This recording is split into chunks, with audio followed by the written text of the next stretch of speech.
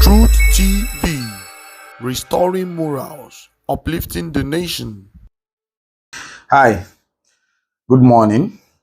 Let me quickly call your attention to something that we all must take cognizance of. Many people are angry. A lot of people are paranoid. So when you are driving on the road, when you're on the wheels, you have got to be patient. When you are leaving your house every morning, you have to say to yourself that whatever anyone says to me, or whatever aggression anyone passes at me, I will ignore. I hope you understand what I'm trying to say. Probably because of the economic challenges, because of so many issues here and there right now in our country, you discover that people intentionally and unintentionally misbehaves. I hope you understand. People sometimes they leave their houses. Their intention is to come and look for trouble, so that they will get somebody that they will pass their aggression on. So what I'm trying to say is, when you are out every day, especially this time that we are in, be careful. Do not react to everything. Do not react to everything, especially those of us that are driving. Now let me give you an example. We have so many potholes left and right. And it is not by your making that we have many potholes that have not been fixed by the government. It is not by your error. It is not by your incompetence as a driver. It is not by your incompetence as a citizen or the road user. But you discover that when you try to maneuver, probably you were not able to maneuver all the potholes because they are just too much. Then your car splashes water on people's body by mistake. People will react. Are you mad? Are you insane? Are you this? Are you that? Yes, some of us are careless driver. Meanwhile, a larger percentage of us, based on the state of our roads in Nigeria right now, I will say we try our best to avoid these potholes, but whether we like it or not, you will still find yourself in this situation. When a citizen gives you that kind of harsh reaction, please don't return it with a harsh response. It is not too difficult to say, I am sorry. It is not too bad to say, oh, I didn't know that. It was not intentional. Please, I'm sorry. In fact, what I do when I find myself in that situation is to tell that person, oh, I am deeply sorry. By the grace of God, your own car will come.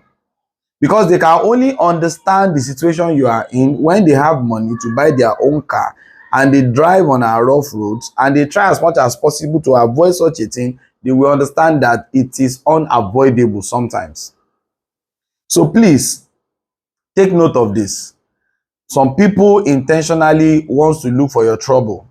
They don't have money, and the best way, everybody is trying to be clever now, and they feel the best way to get money is to intentionally getting into trouble so that the whole blame can be pushed on somebody. And you see sometimes people who want to intentionally commit suicide. Some people just bash on the road looking for somebody to knock them down. Some people even on the street, they intentionally position themselves so that your vehicle can touch them, and before you know it, they will say, my back is paining me, so that you can buy them beverages. These things are happening, and these things happen when we have harsh economic conditions. So please, there are people who are sick. So when you get into fight with them, a little slap or a little push can result into their death. So please avoid getting into conflict with people right now. This is not the time to fight anyone. This is not the time to go into physical battles with anyone. When they say whatever they want to say, just walk away. This has got to do with me too. I'm not talking to only you. I'm talking to myself also. Because each time I remember this clip, it will also help me. So when somebody is trying to look for your trouble, want to engage you in fight, if it is something you can avoid, please avoid. If it is not avoidable, please call security agents. Call on the police, call on the civil defense, call on your local security personnel available, or call on the community, or call somebody around to help you, so that those people will be a witness into what has happened. So because I'm telling you, the devil is using a lot of people right now, and their intention is to get you into trouble. Some of them, they are ready to die, and their intention is that they will die and bring you issues. We are aware of a case currently trending. I'm not going to mention it because I'm sure it's a subject of investigation, and I'm not going to talk about it, but you know it's in the news, where somebody corrected somebody, and I'm talking about in the educational sector, and it led to somebody's death, and somebody is in trouble right now. That is what we are saying. So please avoid such situations. If a parent does not want you to reprimand their children, please leave their children alone. It is their own future, not your future. If a parent, or even if a government is saying do not beat up children, please leave them alone.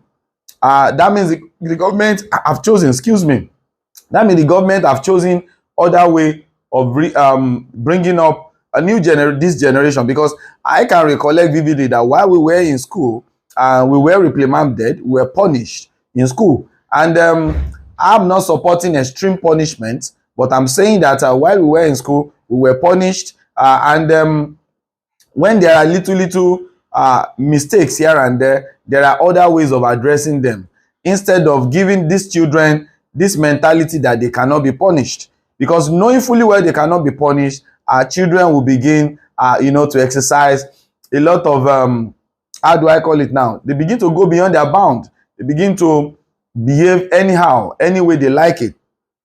In Nigeria, we have brought in cultures that are not us. We have brought in so many things that we know nothing about. Rather than for us to work on our own, even if there are errors here and there, rather than for us to sit down, calling stakeholders, sit down and find means of making sure that our own system is safeguarded and is strengthened, and to address all those lapses, so that we will continue to train our children in the way of God, with fear, because any child that you spare the rod for, we know it is in the book of God. It is in the holy book that we should not spare the rod. So when we begin to spare the rod, because some persons have made mistakes, then what kind of generation are we raising? So if you are a leader now, if you are part of those who are leading us now, then you can't come back and call the youth lazy. You can't come back and call the youth, I beg your pardon. You can't come back and begin to say the youth are lazy, the youth are corrupt, the youth are this, because you are the one breeding the corrupt generation. If as a father, I'm not training my child, I can't come back later to now begin to abuse that child. You understand? Because that is mostly what I'm seeing now. I can't come back later to now begin to put blame on the child because I failed as a father to train up that child. So as a government, if you fail to train our children, we can't come back to begin to abuse the youth. That means we are doing it intentionally. Maybe what we want as a government is to begin to train up touts that we can use for political reasons. Because I don't understand why we would say we should spare the rod for these children. Don't get me wrong. I'm not saying that those excesses should not be corrected. But what I'm saying is no matter what happened, we should not spare the rod. Rather, we should sit down and work on our ways, the disciplinary measures, so that it will carry both the parents and everybody on board, so that these children, their future can be properly shaped. So let me go back to my point earlier. I'm saying it, sir, ma, as you are going out, God will protect you. Please do not engage in confrontation with anyone. And also, I want to call your attention as a road user. Whenever you see our children attempting to cross, especially in front of schools, a lot of us don't stop. Most Nigerians don't respect this. When you see children in large numbers attempting to cross the road, please stop for them. And before you stop, signal to the person behind you that you want to stop for the children to cross. And this goes especially to our Okada riders. Most of them, in fact, even when you attempt to stop, you see an Okada passing through the other side, especially on the other side, to overtake or to just speed up. This thing has to be addressed. And these are things that we see on the road. You need nobody to teach you. It's commonsensical that when you get in front of a school and you see that children are trying to cross, please stop for them and let them cross. This has got to do with me and you, and this is something that we must address because it is very, very needful to build a better society. May God continue to help us. May God continue to uphold us, especially in this harsh economic reality. People are paranoid. People are angry. People are clever. People are working out so many ways to sort themselves out. So don't let them set you up. Don't let them set you up. So please learn to go by this song of Chief Dr. Ebenezer Obefabi and a song remixed by the Rooftop MCs. Let me sing the song for you. It says, silence, silence, silence is the best answer. You know for what? So please, most of the time when you need to be quiet, be quiet. When you need to say sorry. And when you have to just keep your peace, hold your peace. I am Comrade Dr. Kunle Sodipo, MNIMN. They call me CKS.